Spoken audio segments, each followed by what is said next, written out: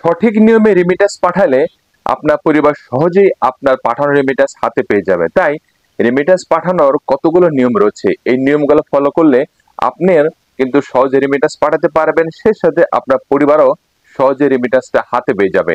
এটা নিয়ে আজকে ভিডিও তৈরি করেছি, তাই ভিডিওটা কিন্তু খুবই গুরুত্বপূর্ণ। বিশেষ করে যারা প্রবাসী ভাই বোন যারা আছেন এবং যারা যেতে চাচ্ছেন, পুরোটা দেখার রিকোয়েস্ট করছি। আসসালামু আলাইকুম, মাতৃ ব্যাংক চ্যানেলের পক্ষ থেকে সবাইকে স্বাগতম। সারা বিশ্বেই 1,55,20,000-এর বেশি ছড়িয়ে ছিটে আসে প্রবাসী ভাই বোনরা। এই প্রবাসীদের পাঠানো রেমিটেন্সের উপর ভিত্তি করে কিন্তু দেশের অর্থনীতি এগিয়ে যাচ্ছে এবং তাদের পরিবার কিন্তু চলছে সেই রেমিটেন্সের উপরেই। যাই হোক, কতগুলো নিয়ম ফলো করলে কিন্তু রেমিটেন্সের টাকা আপনার পরিবার কিন্তু হাতে পেয়ে যাবে কোনো ধরনের ভোগান্তি ছাড়াই। নাম্বার ওয়ান হচ্ছে যে আপনি যখন অ্যাকাউন্টে আপনার রেমিটেন্সের টাকা পাঠাচ্ছেন, অবশ্যই কিন্তু কতগুলো বিষয় খেয়াল করতে হবে। বিশেষ করে যে নামে অ্যাকাউন্ট করেছেন হুবহু সেই নামটা কিন্তু থাকতে হবে। সেই সাথে যে ব্যাংকে আপনি রেমিটেন্স পাঠাচ্ছেন সেই ব্যাংকের কিন্তু কতগুলো নাম্বার রয়েছে, বিশেষ করে সুইফট কোড মানে সুইফট নাম্বার। এই সুইফট কোড কিন্তু একটা ব্যাংকের জন্য একটাই থাকে। ধরে নিলাম এক্স নামক একটা ব্যাংক আছে, সেই ব্যাংকের কিন্তু সুইফট কোড একটাই। সেই এক্স ব্যাংকের 100টা শাখা আছে, তাহলে 100টা শাখার রাউটিং নাম্বার কিন্তু 100টাই হবে।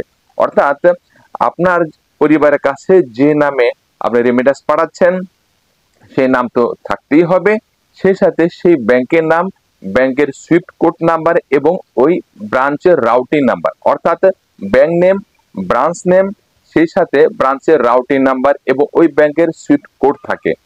এবং যে নামে পাঠাচ্ছেন হুবহু থাকতে হবে, কোনো ধরনের কিন্তু যদি না থাকে বা মিসম্যাচ থাকে টাকা কিন্তু নাও পেতে পারে।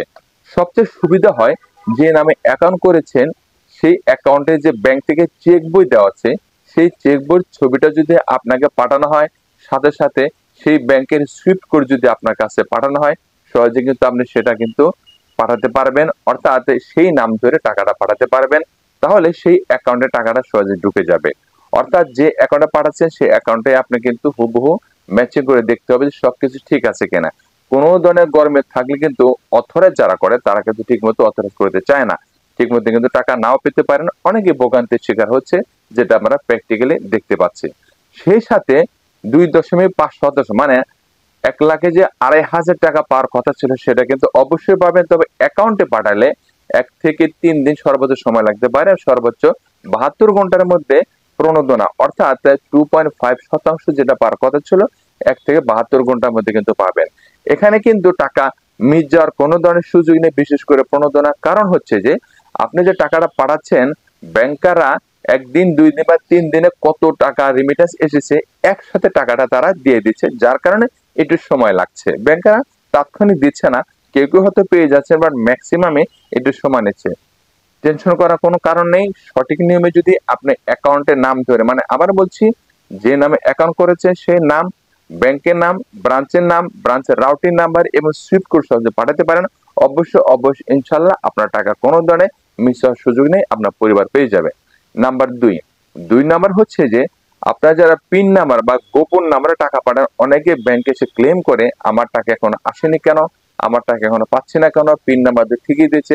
অনেক ব্যাংকে হয়রান হয় বা কতগুলা ব্যাংকের নাম থাকে, সেখানে যে মাধ্যমে পাঠান না কেন, হতে পারে TransFast, Ria, Aftab currency, MoneyGram, Western Union, বিভিন্ন ধরনের এক্সচেঞ্জ হাউস রয়েছে। যেভাবে পাঠান না কেন, আপনারা পাঠানোর সময় একটা বেশি খেয়াল করবেন, এনআইডি কার্ডে যে নামটা রয়েছে সেই নামটা হুবহু, কোনো ধরনের বেগম, আক্তার, মিস, মিসেস কোনো কিছু লাগানো যাবে না, এক্সট্রা লাগানো যাবে না। আইডি কার্ডে যে নামটা আছে হুবহু সেই নামটা ধরে কিন্তু আপনাকে পাঠাতে হবে।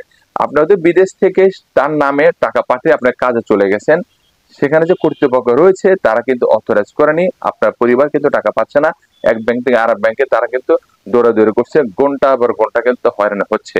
সুতরাং আপনি করবেন কি, আইডি কার্ডে যে নামটা আছে সেই নামটা ধরে, হুবহু নামটা ধরে অবশ্যই পাঠাবেন, যাতে আপনার পরিবার সহজে পায়। আর একটা খেয়াল করবেন, যেখান থেকে পাঠাচ্ছেন সেখান থেকে অবশ্যই কিন্তু বলবেন যে অথরাইজ হয়েছে কিনা। সবকিছু কিন্তু একটা চেকার এবং মেকার থাকে, মানে একজন কাজ করে আর একজন কিন্তু অথরাইজ করে, একজন পোস্টিং দেয় আর একজন অথরাইজ করে।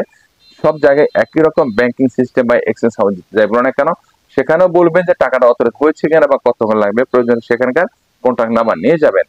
এই টুকটাক বিষয়গুলো যদি খেয়াল করে থাকেন, বিশেষ করে আইডি কার্ড নামগুলো যদি খেয়াল করে থাকেন, কোনো ধরনের টাকা মিস হওয়ার সুযোগ নেই। সেই সাথে যারা পিন নাম্বার বা গোপন নাম্বার পাঠাচ্ছেন, সঙ্গে সঙ্গে কিন্তু 2.5% মানে 2.5% প্রণোদনা কিন্তু নগদ কিন্তু পেয়ে যাচ্ছেন। এখানে কিন্তু কোনো ধরনের সময় ক্ষেপণ করার সুযোগ নেই।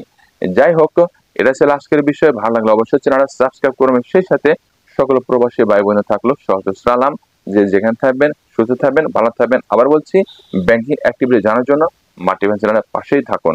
ভালো থাকবেন, সুস্থ থাকবেন। আল্লাহ হাফেজ।